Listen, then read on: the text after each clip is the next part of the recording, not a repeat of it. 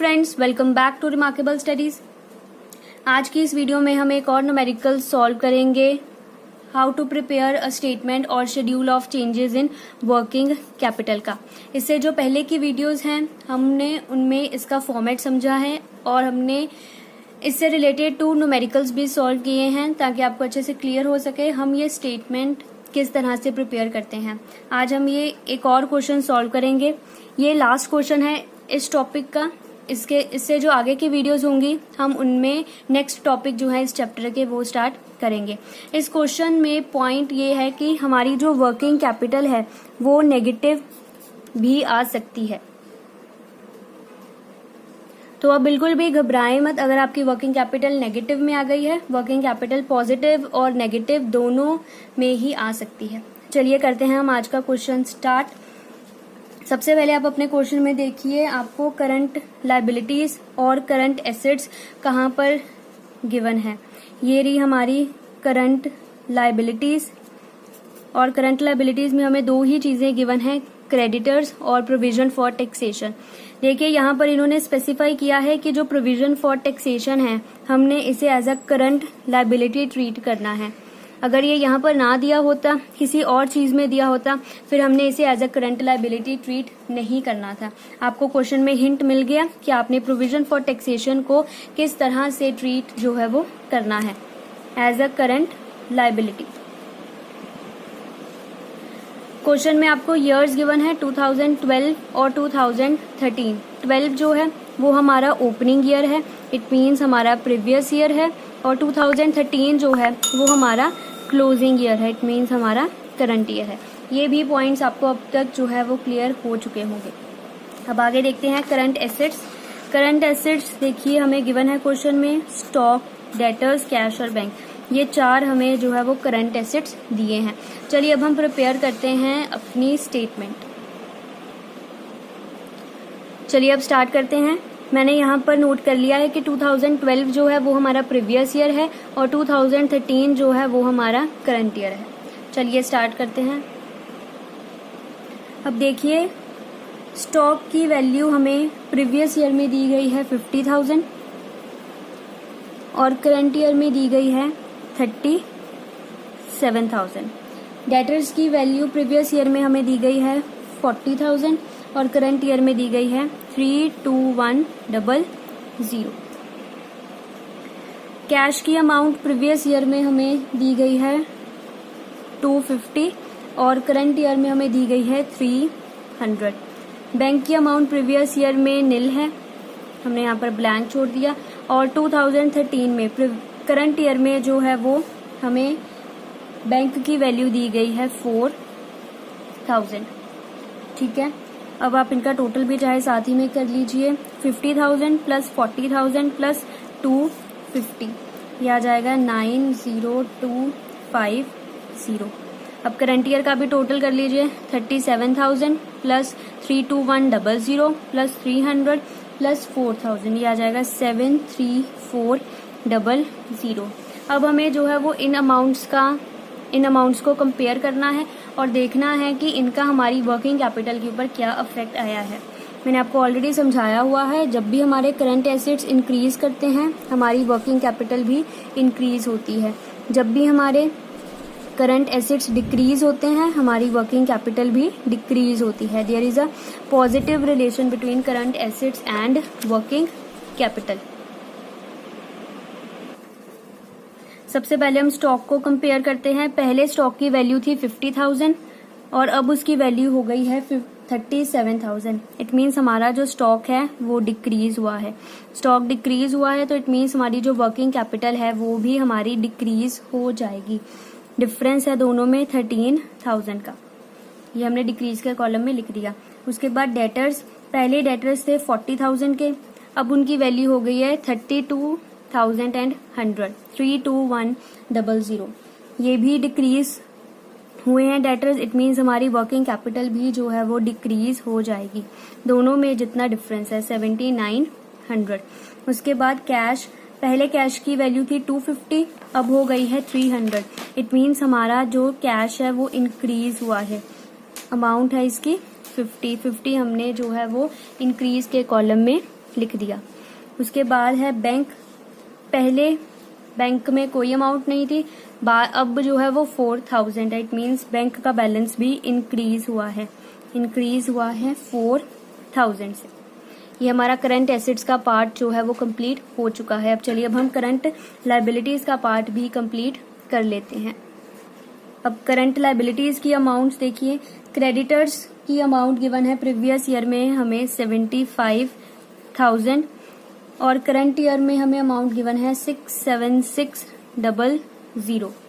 Provision for taxation की amount हमें given है 15,000 प्रीवियस ईयर में, और करंट ईयर में हमें गिवन है 17500। बस यही दो अमाउंट्स हमें गिवन है। अब हम इनका टोटल कर लेते हैं। 75,000 प्लस 15,000 इक्वल टू 90,000, 67600 प्लस 17500, ये आ जाएगा यहाँ पर 85100। अब चलिए अब हम इन्हें कंपेयर करते हैं और देखते हैं कि इनका वर्किंग कैपिटल के ऊपर क्या इफेक्ट आया है। लायबिलिटीज के लिए आप हमेशा याद रखें, जब भी हमारी करंट लायबिलिटीज इंक्रीज होती हैं वर्किंग कैपिटल डिक्रीज होती है, जब भी करंट लायबिलिटीज डिक्रीज होती हैं वर्किंग कैपिटल इंक्रीज होती है। There is a negative relation between current liabilities and working capital. चलिए अब देखिए हम इन्हें कंपेयर करते हैं। पहले करंट लायबिलिटीज क्रेडिटर्स की वैल्यू थी 75,000, अब उनकी वैल्यू हो गई है 67600। इट मीन्स हमारी जो लायबिलिटी है वो डिक्रीज हुई है। लायबिलिटी डिक्रीज होती है तो वर्किंग कैपिटल इंक्रीज होती है। ये यहाँ पर इंक्रीज के कॉलम में आ जाएगा 7400। इसके बाद 15,000 पहला था प्रोविजन फॉर टैक्सेशन, अब वैल्यू हो गई है 17500। ये भी जो है वो इंक्रीज हुई है। अब ये इंक्रीज हुई है, जब भी करंट लायबिलिटी इंक्रीज होती है तब हमारी जो वर्किंग कैपिटल है वो डिक्रीज होती है। यहाँ पर डिफरेंस आ जाएगा 2500 का, इन दोनों का डिफरेंस 15,000 माइनस 17500 इक्वल टू 2500। चलिए अब यहाँ तक हमारा एक पार्ट जो है वो कंप्लीट हो गया है। अब चलिए आगे सॉल्व करते हैं। हमने यहाँ कैलकुलेट कर दी है अब वर्किंग कैपिटल। मैं यहाँ पर लिख देती हूँ working capital for previous year equal to, previous year के करंट एसेट्स कितने हैं 90250 माइनस करंट लायबिलिटीज कितनी है 90,000, ये आ जाएगा 250। अब कैलकुलेट करेंगे working capital for current year. Current year के एसेट्स हमने निकाले अभी 73400, यहाँ आ जाएगा 73400। हमने माइनस इसमें से करना है करंट लायबिलिटीज करंट ईयर की, माइनस 85100। अब देखिए यहाँ पर हमारी लायबिलिटीज ज्यादा हैं और हमारे एसेट्स कम हैं, इसीलिए जो हमारी वर्किंग कैपिटल है वो नेगेटिव में आई है 11700। जब आप इसमें से 734 में से 851 माइनस करेंगे ये नेगेटिव में आ जाएगी। घबराइए मत, जो हमारी वर्किंग कैपिटल होती है उसकी या वैल्यू पॉजिटिव होगी या वैल्यू नेगेटिव होगी, दोनों में से कोई भी हो सकती है। अगर नेगेटिव आ गई तो इसका ये मतलब बिल्कुल नहीं है कि आपका क्वेश्चन गलत है। चलिए अब वैल्यूज यहाँ फिल कर लेते हैं। यहाँ आ गया 250, यहाँ आ गया 11700। मैंने ब्रैकेट में लिख दिया ताकि हमें क्लियर ध्यान में रहे कि ये नेगेटिव में हमने नेगेटिव वैल्यू है। ठीक है, अब चलिए अब हम बैलेंस करते हैं। सबसे पहले हम ये इंक्रीज और डिक्रीज का कॉलम जो है वो बैलेंस करेंगे। यहाँ डिक्रीज का कॉलम बड़ा लग रहा है इसलिए हम पहले डिक्रीज का टोटल कर लेते हैं। 13,000 प्लस 7,900 प्लस 2,500, ये आ गया 23400। अब इंक्रीज के कॉलम का टोटल करते हैं 50 प्लस 4,000 प्लस 7,400, ये आ गया 11450। ये साइड छोटी है, अब हम क्या देखेंगे कि कितना डिफरेंस जो है वो इस साइड बच रहा है। सो 11450 में से मैंने माइनस कर दिया 23400, ये आ गया 11950।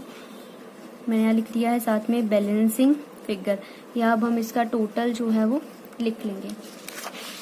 चलिए अब हमने चेक करना है कि इस साइड अगर डिफरेंस बच रहा है, क्योंकि ये नेगेटिव की है इट मीन्स ये वाली साइड छोटी है, ये पॉजिटिव की है ये वाली साइड बड़ी है।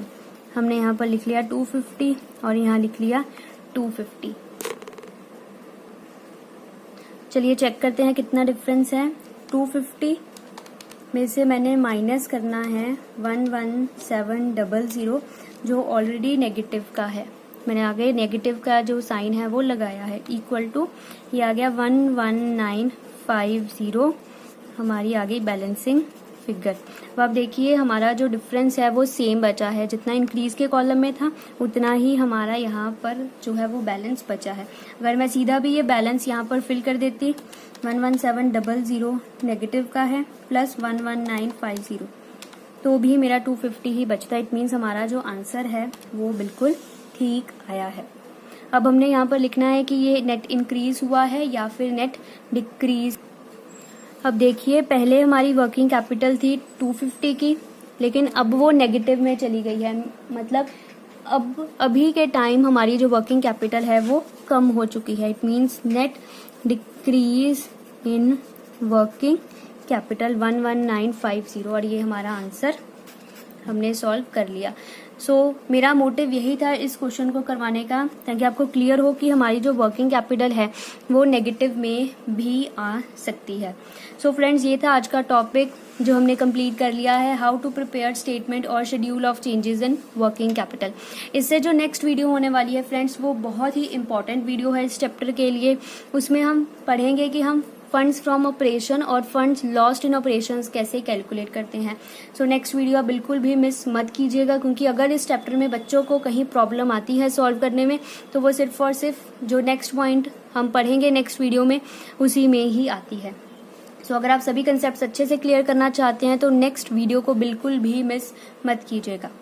चलिए तब तक के लिए अगर आपने चैनल सब्सक्राइब नहीं किया है तो सब्सक्राइब जरूर करें, वीडियो को लाइक जरूर करें, शेयर जरूर करें और मुझे कमेंट सेक्शन में जरूर बताएं आपको ये वीडियो कैसी लगी। अगर आप कॉमर्स के किसी भी और सब्जेक्ट के रिगार्डिंग वीडियोस चाहते हैं तो आप मुझे कमेंट सेक्शन में जरूर बताइए कि आप कौन से सब्जेक्ट्स की वीडियोस चाहते हैं। Thank you.